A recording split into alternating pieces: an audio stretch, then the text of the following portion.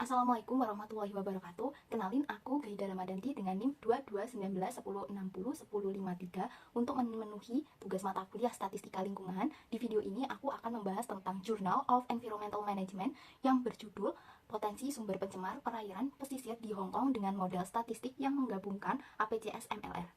Dilakukannya penelitian tersebut untuk mengetahui karakteristik distribusi spasial temporal dari polusi air yang bervariasi di antara 3 wilayah yang berbeda pada daerah Hong Kong, yang mungkin disebabkan oleh sumber polusi dominan yang berbeda.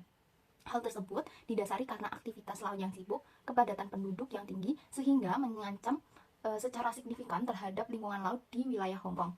Hong Kong Environmental Protection Department atau HKEPD sendiri telah menerapkan serangkaian program pemantauan di wilayah laut sepanjang 1.700 km sejak tahun 1989 dengan 12 parameter dan 20 stasiun terpilih.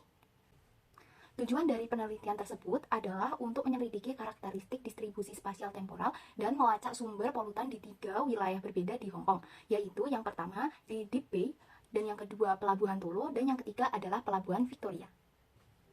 Untuk metode penelitian yang digunakan dalam jurnal tersebut adalah yang pertama adalah CA atau Cluster Analysis, digunakan untuk mengidentifikasi distribusi spasial, karakteristik polutannya, dan korelasi parameter-parameter air laut. Lalu yang kedua adalah PCA atau FA, Participle Component, dilakukan untuk mengidentifikasi potensial sumber-sumber pencemarannya.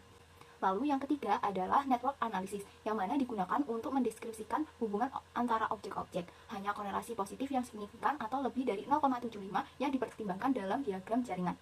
Yang keempat adalah model APCS-MLR atau Absolute Principal Component Score Multiple Linear Regression, dilakukan untuk menghitung kontribusi kuantitatif dari potensial faktor-faktor yang didapatkan dari PCA atau FA.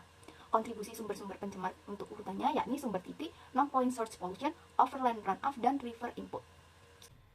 Selanjutnya adalah hasil penelitian dari jurnal tersebut. Yang pertama adalah di Teluk Deep Bay, yang mana tingkat polusi air parameternya itu cenderung menurun secara signifikan seiring dengan jarak offshore-nya. Teluk ini paling tercemar dengan kontributor utama dari aktivitas manusia, terutama di stasiun DM1 dan DM2.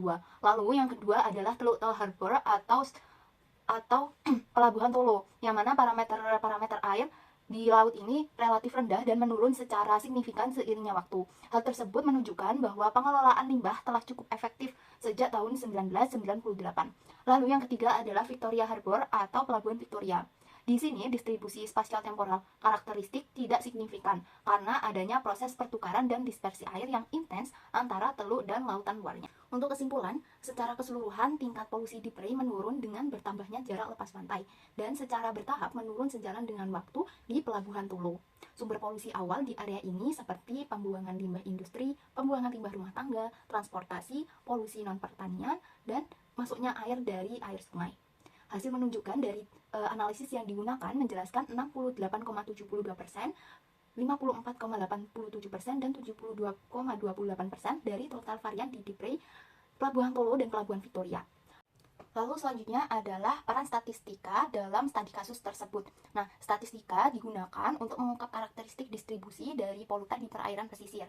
Dengan menggunakan metode statistik, peneliti dapat memahami variasi kualitas air di berbagai lokasi dan waktu yang berperan penting untuk pengelolaan lingkungan. Lalu yang kedua adalah analisis multivariat. Melalui analisis ini seperti analisis PCA dan analisis FA, peneliti dapat mengidentifikasi dan mengkuantifikasi kontribusi berbagai sumber pencemar terhadap kualitas air. Ini juga membantu dalam menentukan faktor-faktor utama yang mempengaruhi kondisi lingkungan. Lalu yang ketiga adalah pengambilan keputusan berbasis data, yang mana hasil analisis statik ini memberikan dasar yang kuat untuk pengambilan keputusan terkait pengelolaan kualitas air dan mitigasi pencemaran. Dengan data yang teranalisis secara tepat, maka pihak berwenang dapat merumuskan kebijakan yang lebih efektif. Lalu untuk selanjutnya metode statistik yang digunakan dalam studi kasus tersebut, yang pertama adalah cluster analysis atau CA, yang mana metode ini digunakan untuk mengidentifikasi pola distribusi spasial dari parameter kualitas air dan mengelompokkan lokasi berdasarkan kesamaan karakteristik polutannya. CA juga membantu visualisasi data melalui heat map yang menunjukkan konsentrasi relatif dari setiap variabelnya. Lalu yang kedua adalah Principal Component Analysis atau PCA dan faktor analisis atau FA. PCA sendiri digunakan untuk mereduksi dimensi data dengan mengubah variabel terkait menjadi variabel ortogonal yang tidak saling berkolerasi.